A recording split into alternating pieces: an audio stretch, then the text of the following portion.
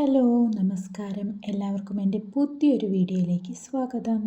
മൂകാംബിക ക്ഷേത്രത്തിലേക്ക് വന്ന സ്ഥിതിക്ക് കുടജാദ്രി പോവാതിരിക്കുന്നത് എങ്ങനെയാണല്ലേ? അപ്പോൾ ഇന്നത്തെ യാത്ര എവിടേക്കാണെന്ന് മനസ്സിലായില്ലേ? നമ്മുടെ കുടജാദ്രിയിലേക്കാണ് കേട്ടോ ഇന്നത്തെ യാത്ര പോകുന്നത്. ഇന്നലെ രാത്രി തന്നെ എല്ലാം പ്ലാൻ ചെയ്തിട്ടാണ് കേട്ടോ ഞങ്ങൾ കടന്നത്. എത്ര മണിക്ക് എണീക്കണം, എത്ര മണിക്ക് ഇറങ്ങണം. ജീപ്പ് പിന്നെ ഞങ്ങൾ മുന്നേ തന്നെ ഏൽപ്പിക്കേണ്ട ആവശ്യമൊന്നുമില്ല. മൂകാംബിക ക്ഷേത്രത്തിൻ്റെ അടുത്തായിട്ട് തന്നെ ജീപ്പിൻ്റെ സ്റ്റാൻഡ് ഉണ്ട്. അവിടെ നിന്ന് രാവിലെ എണീറ്റിട്ട് നമുക്ക് എപ്പോഴാണോ പോകേണ്ടത് അപ്പോൾ പോയിട്ട് നമുക്ക് വിളിച്ചിട്ട് പോകാവുന്നതേ ഉള്ളൂ. 8 പേരേനെയാണ് ഒരു ജീപ്പിൽ കൊണ്ടുപോവുക. ആളൊന്നിന് 470 രൂപയാണ് കേട്ടോ ഞങ്ങളുടെ അടുത്ത് നിന്ന് വാങ്ങിച്ചത്. ഇനി 8 പേരില്ലെങ്കിലും നമുക്ക് ഒരു ജീപ്പ് വിളിച്ചിട്ടൊക്കെ പോവാം. പക്ഷേ നമ്മൾ 8 പേരുടെയും റേറ്റ് നമ്മൾ കൊടുക്കേണ്ടത് വരും. അത് മാത്രമാണ് ഒരു പ്രോബ്ലം.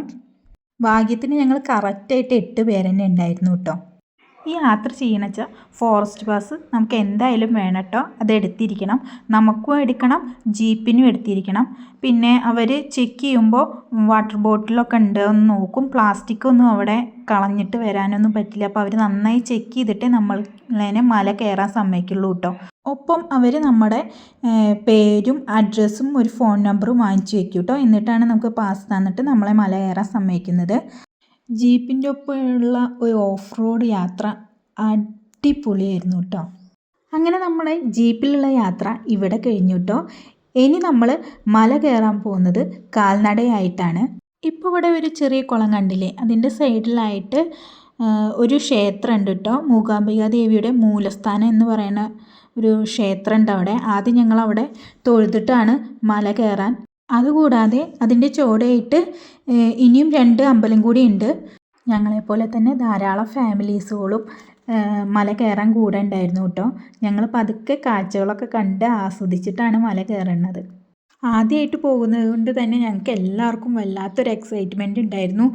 എപ്പോൾ എത്തും എന്നൊന്നും അറിയില്ല, എത്ര ദൂരം കയറണം എന്നൊന്നും അറിയില്ല.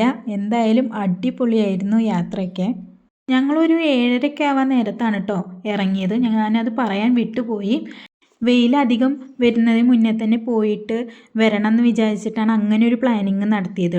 ഞങ്ങൾ കയറിയ ദിവസം അടിപൊളിയായിരുന്നു കേട്ടോ. കാരണം വെയിലുണ്ടോ എന്ന് ചോദിച്ചാൽ വെയിലുണ്ട്, പക്ഷെ അധികം ചൂടില്ല, നല്ല കാറ്റും ഒക്കെ ഉള്ള ഒരു അന്തരീക്ഷമായിരുന്നു. അത് കാരണം കയറാനും അധികം ക്ഷീണമൊന്നും തോന്നിയില്ല. എപ്പോഴും വീഡിയോ എടുക്കുമ്പോൾ എൻ്റെ ഫേസ് കാണിക്കാൻ പറ്റാറില്ല കേട്ടോ. കാരണം ഞാനായിരിക്കും എപ്പോഴും വീഡിയോ എടുക്കുന്നുണ്ടാവുക. അത് കാരണം എൻ്റെ ഫേസേ കാണിക്കാൻ എനിക്ക് പറ്റാറില്ല. അതിൻ്റെ സങ്കടം തീർക്കാൻ വേണ്ടിയിട്ട് എനിക്ക് വീഡിയോ എടുത്തുതരാമെന്ന് പറഞ്ഞ കാരണം ഉള്ള ഒരു എക്സ്പ്രഷനൊക്കെയാണ് കേട്ടോ നിങ്ങൾ കാണുന്നത്. എന്ത് ചെയ്യണം, എവിടേക്ക് നോക്കണം എന്നൊക്കെ അറിയാത്തതുകൊണ്ടാണ് 4 ഭാഗത്തും നോക്കി നടന്നുകൊണ്ടിരിക്കുന്നത്. ഞങ്ങൾ പിന്നെ എല്ലാ സ്ഥലത്തും നിന്ന് ഫോട്ടോ എടുത്തിട്ടൊക്കെയാണ് മല കയറുന്നത്. ഞാനും എൻ്റെ നാത്തൂനും ഞങ്ങളുടെ ഹസ്ബൻഡ്സ്മാരും കൂടിയിട്ട് പതുക്കെ ഫോട്ടോ ഒക്കെ എടുത്തിട്ടാണ് കയറുന്നത്. ഞങ്ങളുടെ കൂടെ വന്നവരൊക്കെ ഇപ്പോൾ മലയുടെ പകുതി വരെ എത്തിയിട്ടോ. എന്നിട്ട് ഞങ്ങൾ വെയിറ്റ് ചെയ്യായിരുന്നു. അവർ ആദ്യമൊന്നും ഞങ്ങളോട് ഇല്ല എന്ന് പറഞ്ഞ ആൾക്കാർ ഇപ്പം ഞങ്ങളേക്കാൾ മുന്നേ ഓടിയിട്ട് മലയുടെ അറ്റത്തെത്താറായി. ഇപ്പം അവർക്കാണോ ഞങ്ങൾക്കാണോ വയസ്സായതെന്നൊരു ഡൗട്ട് തോന്നിപ്പോയിട്ടോ. എനിക്കിതൊക്കെ കണ്ടപ്പോൾ ഇല്ലേ ഒരു കാര്യമാണ് നിങ്ങളോട് എല്ലാവരോടും പറയാനുള്ളത്. അപ്പോൾ ആരും ബാക്കിലേക്ക് നിൽക്കരുത്, എല്ലാവരും മുന്നോട്ട് വരണം. കുടജാത്രിയാണ്, കുറേ ദൂരെ കയറാനുണ്ട്, എനിക്ക് വയസ്സായി എന്നൊക്കെ വിചാരിക്കണ എല്ലാവരോടും കൂടിയിട്ടാണ് പറയേണ്ടത്. മനസ്സിലൊരു ധൈര്യം ഉണ്ടിച്ചാൽ എല്ലാവർക്കും ഈ മല കയറാൻ പറ്റും. അതാണ് ഈ മലയുടെ ഒരു പ്രത്യേകത എന്ന് പറയുന്നത്. അങ്ങനെ അതികഠിനമായ മലക്കയറ്റത്തിന് ശേഷം ഞങ്ങൾ എന്തിനു വേണ്ടിയിട്ടാണോ ഈ മല കയറിയത്, ആ ഒരു വിശിഷ്ടമായ സ്ഥലത്ത്, അതായത് ആദി ശങ്കരാചാര്യർ തപസ് ചെയ്ത് ദേവീപ്രീതിക്ക് വേണ്ടി തപസ് ചെയ്ത സർവ്വപീഠമെന്നറിയപ്പെടുന്ന കൽമണ്ഡപത്തിൻ്റെ അടുത്താണ് ഞങ്ങളിപ്പോൾ നിൽക്കുന്നത്. വളരെ സന്തോഷം, സമാധാനം എല്ലാം ഇവിടെ എത്തിക്കഴിഞ്ഞാൽ നമുക്ക് അനുഭവിക്കാൻ കഴിയും. ഞങ്ങളെല്ലാവരും ശങ്കരപീഠത്തിൽ കുറച്ചു നേരം ധ്യാനിച്ചിരുന്നതിന് ശേഷമാണ് തിരികെ മടങ്ങിയത്. മല കയറിയപ്പോൾ ഉണ്ടായ ക്ഷീണമൊക്കെ ഇവിടെ വന്ന് തൊഴുത് പ്രാർത്ഥിച്ചതിന് ശേഷം എല്ലാം മാറി. എന്നിട്ടാണ് നമ്മൾ അവിടുന്ന് മടങ്ങിയത്. കുറച്ച് നേരം ഫോട്ടോ ഒക്കെ എടുത്തിട്ടാണ് ഞങ്ങൾ അവിടുന്ന് ഇറങ്ങിയത് കേട്ടോ. കയറിയ പോലെ തന്നെ വേണം ഇനി മല ഇറങ്ങാനും.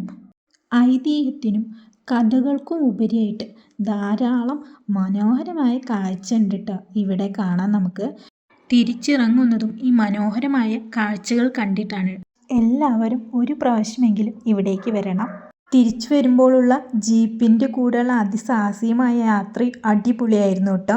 ഈ ഒരു യാത്ര കൊണ്ട് ഞങ്ങൾക്ക് എല്ലാവർക്കും ഓഫ് റോഡ് യാത്രയും നടത്താൻ പറ്റി, ഒരു വലിയ മല കയറാനും പറ്റി. കുറച്ച് ക്ഷീണം ഉണ്ടെങ്കിലും ഞങ്ങളെല്ലാവരും ഇതുകൊണ്ട് നല്ല ഹാപ്പിയാണ്. ഇവിടുന്ന് ഞങ്ങൾ നേരെ ഹോട്ടലിലേക്കാണ് പോയത്. അവിടെ കുറച്ച് നേരം റെസ്റ്റ് എടുത്ത് ഉച്ചത്തെ ഫുഡൊക്കെ കഴിച്ചിട്ടാണ് അവിടുന്ന് റൂം വെക്കേറ്റ് ചെയ്തിട്ട് നേരെ ഞങ്ങൾ റെയിൽവേ സ്റ്റേഷനിലെത്തി. ട്രെയിനിന് വേണ്ടി വെയിറ്റ് ചെയ്ത് നിൽക്കുകയാണ്. ഇനി നേരെ നാട്ടിലേക്കാണ്. ഇനിയുള്ള വിശേഷങ്ങൾ നാട്ടിൽ നിന്നാവാം. അപ്പോൾ എല്ലാവർക്കും എൻ്റെ ഒരു ചെറിയ വീഡിയോ ഇഷ്ടപ്പെട്ടെന്ന് വിചാരിക്കണം. എല്ലാവരും എൻ്റെ വീഡിയോയ്ക്ക് സപ്പോർട്ട് ചെയ്യണം, സബ്സ്ക്രൈബ് ചെയ്യണം, ലൈക്ക് ചെയ്യണം, ഷെയർ ചെയ്യണം. അപ്പോൾ എല്ലാവർക്കും വീണ്ടും കാണാം. നന്ദി, നമസ്കാരം.